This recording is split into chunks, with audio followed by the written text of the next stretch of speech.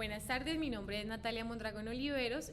Actualmente estoy cursando una materia llamada contratación, que como su mismo nombre lo dice, estudiamos algunos tipos de contratos con sus características principales y su aplicación. Para esta ocasión hablaré sobre el contrato de suministro, que cuenta con las siguientes características.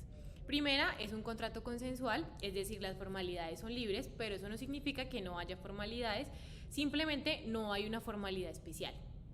Segundo, es bilateral, porque requiere que existan dos partes y que esas dos partes pues se obliguen dentro del contrato. Además es oneroso porque existe una contraprestación, es de trato sucesivo porque tiene la vocación de durar en el tiempo, es nominado porque está en la ley y es principal porque muchas veces otros contratos le sirven como garantía a este contrato. Bueno, a ese tipo de contrato se le puede aplicar la teoría de la imprevisión, ya que es de tracto sucesivo. ¿Y qué significa esto? Esa teoría permite que en caso de presentarse ciertas situaciones nuevas, el contrato se pueda acomodar para seguir en curso pues con el mismo. Un dato importante es que muchas veces este contrato se confunde con el contrato de compraventa, pero el de compraventa involucra precio y cosa, mientras que el de suministro solo habla de una remuneración que no necesariamente debe ser en dinero, mientras que en la compraventa sí. Las prestaciones que se generan tienen que ser de forma independiente porque si no puede desembocar en otro tipo de contrato. Y un dato curioso es que se puede aplicar por analogía a la compraventa cuando no se diga nada en el contrato respecto a determinada cosa.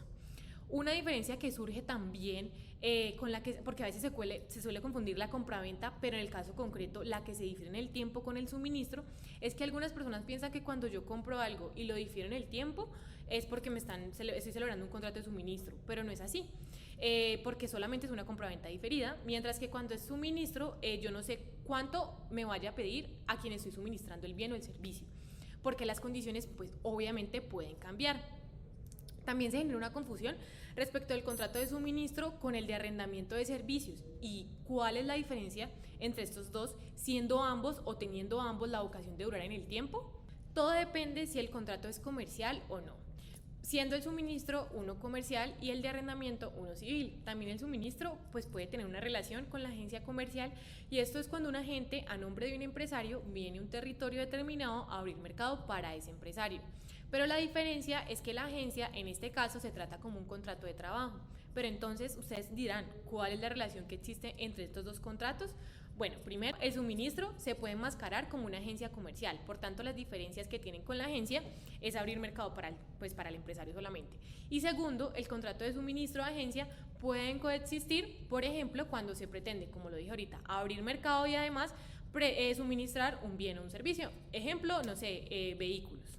Ahora debo explicar la diferencia entre la cuantía y el precio del suministro, siendo la primera, es decir, la cuantía, aquella que tiene que ver con los bienes y servicios que se ofrecen, es decir, la cantidad de bienes y servicios dispuestos a vender, mientras el precio es lo que paga y el dinero que se va a recibir, obviamente. Además, dentro de este contrato se pueden establecer límites de mínimos o máximos de lo que se va a suministrar, pero también se puede dejar al requerimiento de consumo o la capacidad del suministrado.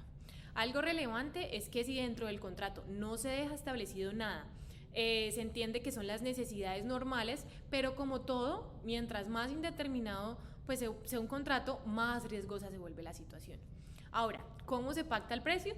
Bueno, si no se ha dicho nada, será el precio medio del día y lugar de cumplimiento de cada prestación, o en el domicilio del consumidor si están en lugares diferentes. Lo anterior también es demasiado fluctuante y sería muy riesgoso para las partes porque, por ejemplo, una libra de café no puede costar lo mismo en el Valle que en Medellín. Además, si se señala que dentro del contrato habrá un precio y una prestación, se presume que ese mismo precio será para las demás prestaciones que sean de la misma especie. Si se ha entrado en mora, pues será el precio del día que se debió cumplir la prestación. Este contrato se puede clasificar en continuo, que significa permanente, y el diario se entiende permanente, o en periódico, que existen periodos de separación en cada prestación.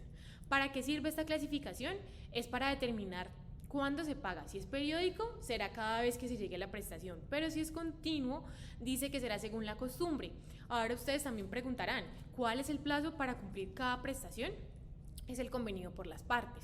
Entonces, cuando hay un plazo, no se le debe decir al otro que cumpla, y si nada dice, la parte estará obligada a dar aviso con un plazo prudencial a la otra.